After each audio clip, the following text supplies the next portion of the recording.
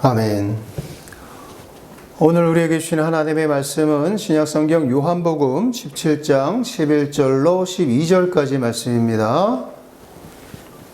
요한복음 17장 11절로 12절까지 말씀 우리 함께 읽겠습니다. 우리 함께 읽겠습니다. 시작. 나는 세상에 더 있지 아니하오나 그들은 세상에 있사옵고 나는 아버지께로 가옵나니 거룩하신 아버지여 내게 주신 아버지의 이름으로 그들을 보존하사 우리와 같이 그들도 하나가 되게 하옵소서. 내가 그들과 함께 있을 때에 내게 주신 아버지의 이름으로 그들을 보존하고 지키었나이다.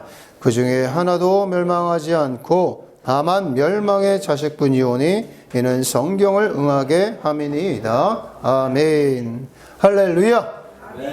예수 이름의 평강이 여러분과 함께 하시길 축원합니다. 우리 먼저 오늘 맥주감사절을 맞게 하시고 또한 창립 11주년을 맞게 하신 하나님께 박수로 영광 올려드립니다.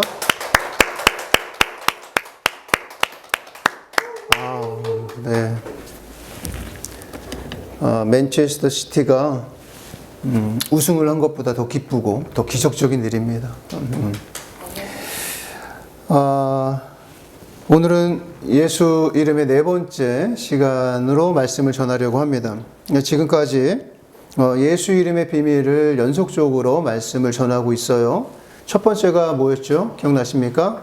예수 이름은 인류 구원을 위한 하나님의 이름이다 라고 했어요. 그리고 두 번째가 예수 이름은 하나님이 우리 인간을 자녀 만드시고 자녀 삼으시는 기준이다. 그리고 세 번째는 기억나십니까? 지난주 하나님이 우리 인간을 사랑하시는 기준이다 라고 말씀을 전했습니다. 오늘은 네 번째 시간입니다. 예수 이름은 하나님이 인간을 세상에서 보존하시는 기준이다 라는 말씀으로 전하려고 해요. 특별히 창립 11주년과 맥주 감사주의를 맞아서 하나님이 우리 인간을 이 세상에서 보존하시는 기준이 예수 이름이구나 라는 주제로 말씀을 전하게 돼서 참 감사합니다.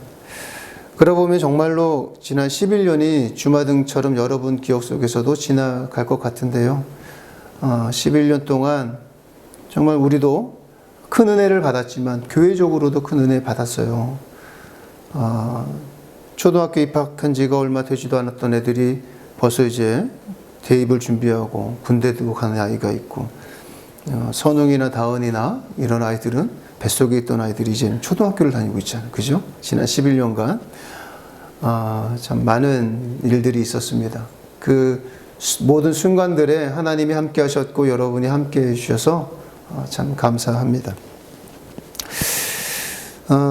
먼저 이제 그 말씀을 전하기 전에 어떤 분이 그 유튜브에 올라와 있는 예수 이름 영상을 설교 시리즈를 보면서 전화를 주셨어요. 요즘은 좀 설교가 어렵다는 겁니다. 어렵대요. 그래서 어렵죠. 좀 어렵죠? 예. 어렵게 느끼는 것이 정상일 것 같습니다. 그런데 사실 제가 전한 말씀 자체가 어렵다라기보다는 그동안 우리가 예수 이름이라는 것을 들어본 적이 없어서 신앙생활을 하면서 다른 교회에서 예수 이름에 관해서 그만큼 들어보지 못했으니까 이것이 낯설고 어렵게 느껴지는 것이 아닌가 저는 싶어요.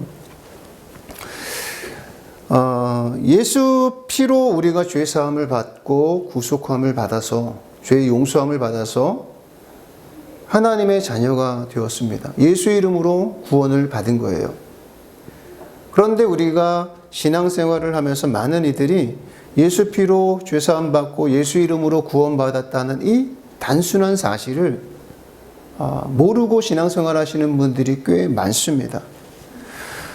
우리가 크리스천이라고 하면서 교회에 다닌다고 하는 것은 무엇이 전제가 되어 있느냐면 예수를 나의 주님으로 나는 믿습니다라는 것이 전제가 돼서 크리스천이 되는 거거든요. 그래서 교회에 다니는 거예요. 근데 이 예수를 나의 주님으로 고백한다는 것의 숨은 뜻이 뭐냐? 나는 나의 영혼과 나의 육신과 내 생의 전부를 예수님께 맡기겠습니다. 내가 당신을 나의 주인으로 인정하고 나의 모든 것을 나의 주인이신 예수님 당신께 맡기겠습니다. 라는 것이 전제되고 예수를 나의 주님으로 고백하는데 숨어있는 진짜 뜻인 거거든요. 그런데 예수를 나의 구주로 믿고 따른다고 한다는 것은 결코 내 힘과 내 의지로 되는 것이 아니에요. 그래서 그것을 뭐라고 하냐면 은혜라고 하는 겁니다.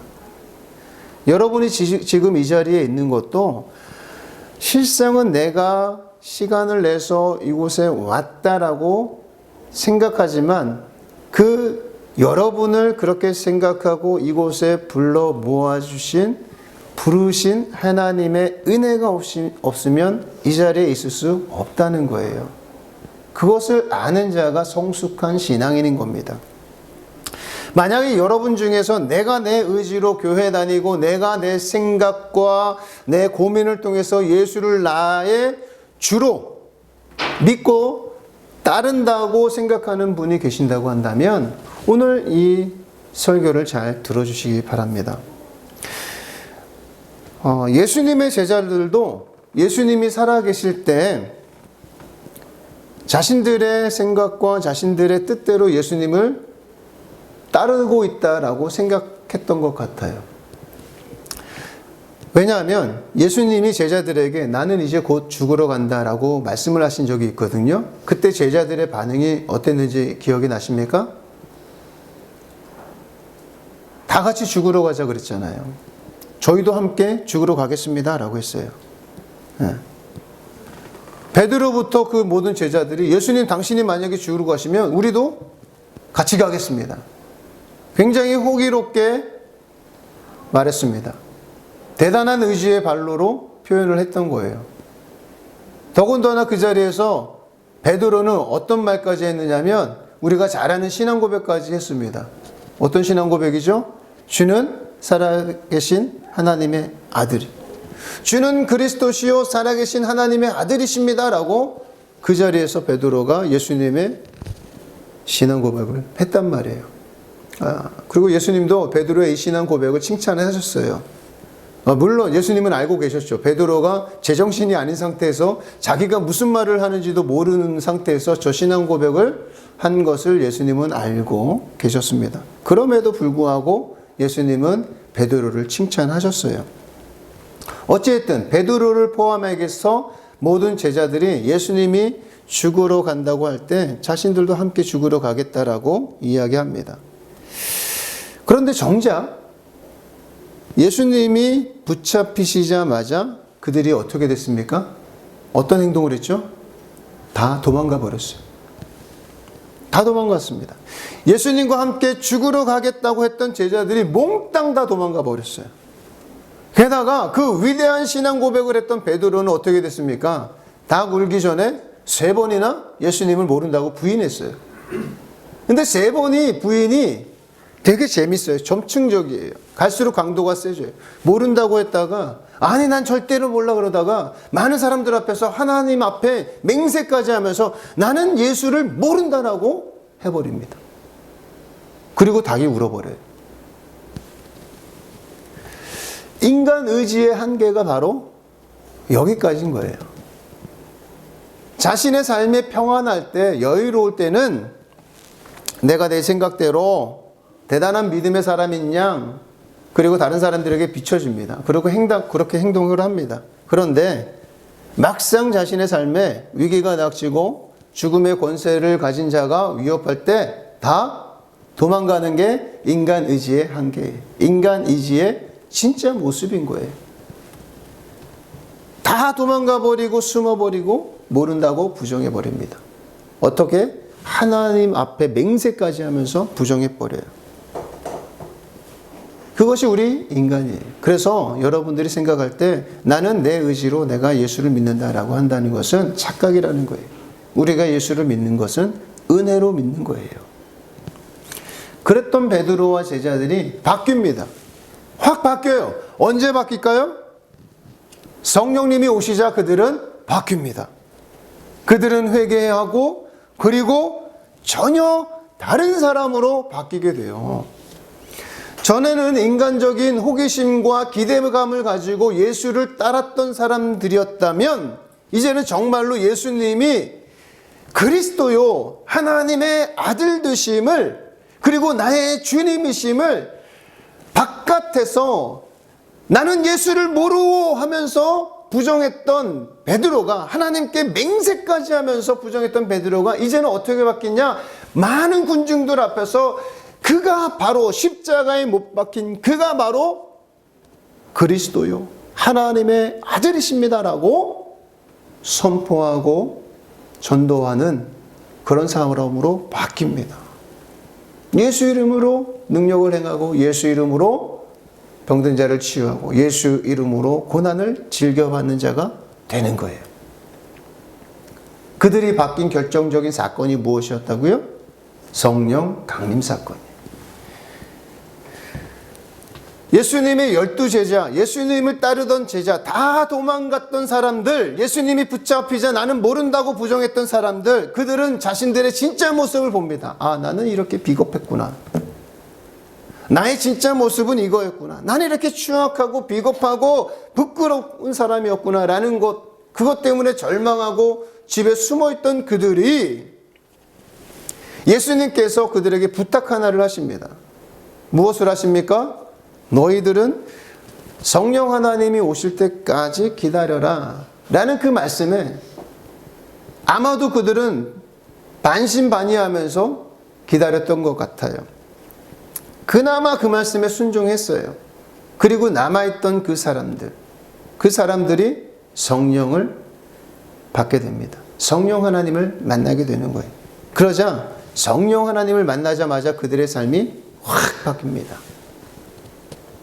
그러면서 무엇을 알게 됐을까요? 예수님이 진짜 하나님이시라는 것을 그들은 알게 됩니다. 왜 성령님을 만나자 그들이 예수가 진짜 하나님이라는 것을 알게 될까요?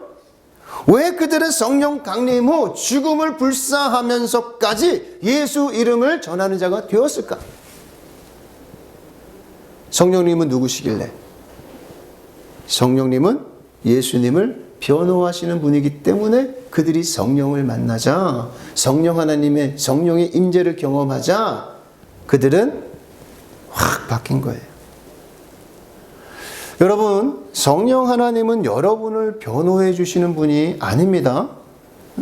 성령님은 예수님이 하나님 되심을, 그리스도 되심을 변호해 주시는 보혜사이신 거예요. 우리를 변호해 주시는 분은 누구시죠? 예수님이에요. 우리를 지금도 변호해 주시는 분은 예수 그리스도이십니다. 지금도 예수님은 하늘 보좌 우편에서 우리를 변호해 주고 계세요. 그러나 성령님은 이 땅에서 지금 우리들에게 무엇을 변호하고 계시냐? 예수가 죄로 인해서 십자가에서 죽은 죄인이 아니라 우리의 죄를 위해서 피 흘리신 하나님의 독생자라는 사실을 우리에게 변호해 주고 계신 거예요. 왜 그러면 성령님이 우리에게 그것을 변호해 주시냐? 성령님만은 예수님이 삼위일체 하나님이시라는 사실을 확실히 알고 계시기 때문인 거예요. 그래서 성령 하나님을 만난 사람들은 예수님이 나의 주가 되심을 알게 됩니다. 그래서 성령 체험을 하게 되면 성경이 하나님의 1.1획도 틀림이 없는 하나님의 말씀입니다라는 것을 고백하게 되고 믿게 되는 것이고, 예수님이 나의 죄를 위해서 십자가에서 피 흘려 죽으시고 나를 구원해내신 것을 믿게 되는 것이고, 예수님만이 길과 진리와 생명이 되신다는 것을 무조건 고백하게 될 수밖에 없는 거예요. 그것이 성령 체험을 한 사람의 나타나는 가장 확실한 증거입니다. 예수가 목에 칼이 들어와도 나는 예수를 부인할 수 없습니다. 그 사람은 어떤 사람이라고요? 성령 받은 사람인 거예요. 오늘날 한국교회가 외형은 커지고 화려해졌지만 능력이 사라지고 신뢰받지 못하는 이유가 무엇이겠습니까? 여러 가지 진단을 할 수 있겠죠. 그러나 저는 이렇게 생각해요. 교회의 주인이 예수님이 되지 못하고 계신 거예요. 예수님이 교회마다 주인이 되셔야 되는데 주인이 아니라 예수님이 들러리가 되고 있는 거예요. 어느새부턴가 목사가 교회의 주인이 되고 장로가 교회의 주인이 되고 교인들이 교회의 주인이 되어버렸어요. 그래서 겉만 멀쩡한 허수아비 맹탕이 되어버린 모습인 거예요. 그런데도 그것을 모르고 자신들은 평안하다 잘 먹고 잘 살고 있다고 종교 생활을 하고 있는 사람들이 얼마나 많습니까? 여러분, 예수 이름을 왜 불러야 되는 것 같습니까? 예수 이름은 하나님의 이름이요 불러야 하는 이름이라고 지난 시간에 계속해서 말씀을 드렸어요. 예수 이름은 예수님의 전 인격과 능력과 사역과 권세와 능력이 예수 이름에 담겨져 있기 때문에 그 이름을 부를 때 우리는 예수님과 하나가 될 수 있다라고 말씀드렸어요. 그리고 성령님이 이 땅에 오신 것도 누구 이름으로 오셨다고요? 예수 이름으로 오신 거예요.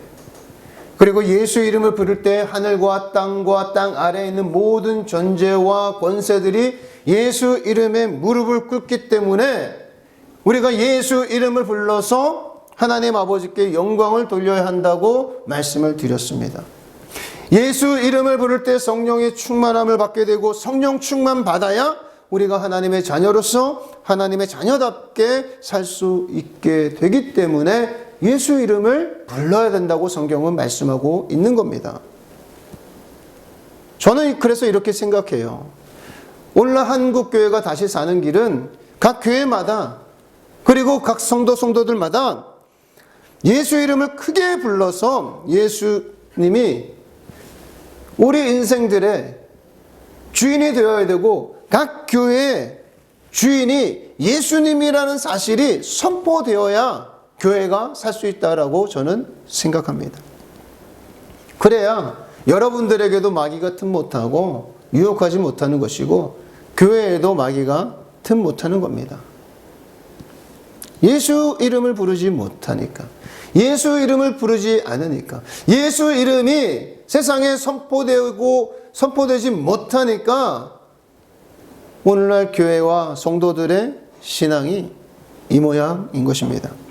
그래서 오늘 본문에서도 예수님은 거룩하신 아버지여 내게 주신 아버지의 이름으로 그들을 보존하사라고 기도하신 거예요. 다시 한번 요한복음 17장 11절로 12절 우리가 크게 한번 읽어보겠습니다. 시작. 나는 세상에 더 있지 아니하오나 그들은 세상에 있사옵고 나는 아버지께로 가옵나니 거룩하신 아버지여 내게 주신 아버지의 이름으로 그들을 보존하사 우리와 같이 그들도 하나가 되게 하옵소서. 내가 그들과 함께 있을 때 내게 주신 아버지의 이름으로 그들을 보존하고 지키었나이다. 아멘. 거기까지. 지금 예수님이 기도하고 계시죠? 예수님은 지금 우리를 무엇으로 보존해달라고 하나님 아버지께 기도하고 있습니까? 하나님 아버지의 이름. 예수님께 주신 하나님의 아버지의 이름인 예수 이름으로 보존해달라고 성부 하나님께 기도하고 계신 거예요. 즉 우리가 예수 이름을 부를 때 아버지의 이름으로 우리가 보존되는 거예요. 예수 이름에 하나님 아버지, 성삼위일체 하나님 아버지, 하나님의 이름이 담겨 있다는 사실을 알고 부르는 사람이 있는가 하면 모르고 부르는 사람도 있어요. 그렇지만 그럼에도 불구하고 하나님께서는 그동안 우리가 온 여기까지 우리 대한민국뿐만 아니라 우리 예수록 교회 그리고 여러분의 삶 여기까지 보존해 주셨어요. 왜 그러냐? 여러분이 예수 이름에 담긴 뜻을 알고 불렀든 모르고 불렀든 그 이름으로 예수 이름으로 보존받고 이 시간까지 있게 된 것이라는 거예요. 우리는 오늘 하루라고 하는 이 24시간이라는 시간을 삽니다. 그런데 이 24시간 동안에 얼마나 많은 사건과 사고가 우리 주변에 일어납니까? 한순간도 위험하지 않은 순간이 없어요. 그럼에도 불구하고 우리는 잘 살아가고 있습니다. 느끼지 못하지만. 왜 그러냐? 우리는 하나님의 보호하심을 받고 있기 때문에. 무엇 때문에? 예수 이름으로 보호하심을 받고 있기 때문에. 아버지의 이름으로 우리를 보존받고 있기 때문에 우리가 잘 살고 있는 거예요. 특히 우리나라, 대한민국은 북한을 지척에 두고 있죠. 그리고 북한뿐만입니까? 이 전쟁광 김정은뿐만이 아니에요. 옆에는 중국이 있고 아래는 일본이 있고 러시아가 있습니다. 그럼에도 불구하고 우리가 잘 살고 있어요. 물론 군대가 우리를 지켜주고 있고 우리 대한민국 국가가 우리를 지켜주고 있습니다. 그러나 저는 이렇게 생각해요. 본질적으로 우리나라에는 예수 이름을 부르는 사람들이 대한민국에 많이 있기 때문에 우리가 이렇게 보호받고 여기까지 있게 된 것이라고 저는 믿습니다. 왜 이렇게 생각하느냐? 오늘 본문 말씀이 그렇잖아요. 아버지의 이름으로 우리를 보존하고 지키었다. 그리고 앞으로도 그러하실 것이다 라고 말씀하고 있기 때문에 그렇습니다. 우리가 이 땅에서 보존받는 기준은 예수 이름에 있기 때문에 그래요. 우리는 하나님의 말씀을 듣고 은혜로 말씀을 받고 그것이 하나님의 약속이기 때문에 올바른 길이라고 믿고 순종하며 살았더니 하나님께서는 나도 모르는 사이에 우리 나뿐만 아니라 우리 가족뿐만 아니라 우리 대한민국을 이렇게 보호하시고 그 보호받는 은혜를 끼쳐 주신 거예요. 구약에도 이와 동일한 말씀이 있어요. 요엘서 2장 32절 말씀입니다. 찾았으면 아멘. 우리 함께 읽겠습니다. 시작. 누구든지 여호와의 이름을 부르는 자는 구원을 얻으리니 이는 나 여호와의 말대로 시온산과 예루살렘에서 피할 자가 있을 것이며 남은 자 중에 나 여호와의 부름을 받을 자가 있을 것임이라. 아멘. 누구든지 여호와의 이름, 하나님의 이름을 부른 자는 구원을 받는다라고 말씀합니다. 오늘날 이 세상이 얼마나 험악하고 또 얼마나 위험한 일들이 많이 일어나고 있어요. 우리가 마음 놓고 살 수 있는 안전한 곳이 과연 얼마나 될까? 근데 우리가 지난 3년 동안 코로나 기간을 거쳐봤잖아요. 겪어봤어요. 바이러스가 침투하지 못하는 곳이 없더라고요. 어디든지 들어가더라고요. 그래서 우리는 이 세상이 온통 위험투성이라는 것을 알게 됐습니다. 그리고 얼마 전에 북한에서 오물풍선을 보냈잖아요. 그것이 서울과 경기도 도심 곳곳에 떨어졌어요. 그런데 그 오물풍선이 거기에다가 만약에 생화학 무기를 달아서 보냈다고 한다면 우리 대한민국 난리 났다고 합니다.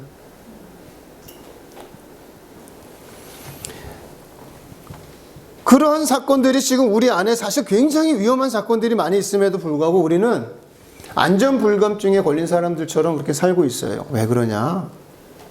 우리가 어떻게 불안 속에서 살지 않고 감사의 삶을 살 수 있느냐? 이것이 하나님의 보존하심 때문이라고 저는 믿습니다.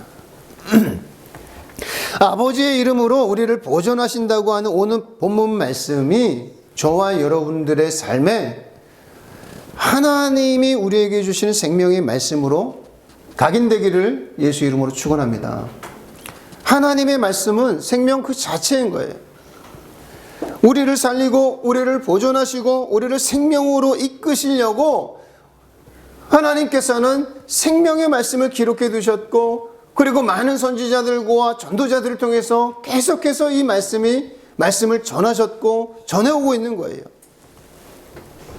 그러면서 우리는 예수 이름으로 보호받은 겁니다. 우리 예수록교회가 11조를 맞아 감사 예배를 드리는 것도 지난 11년간 예수 이름의 보존함이 있었기에 저는 가능했다고 믿습니다. 또한 여러분의 사는 날 동안도 여러분도 예수 이름으로 보호받으시고 보존받으시고 여러분의 영혼들이 보존되어서 오늘 본문 말씀처럼 삼위일체 하나님과 하나 되는 놀라운 은총의 삶을 살게 되시기를 예수 이름으로 축원합니다. 아멘.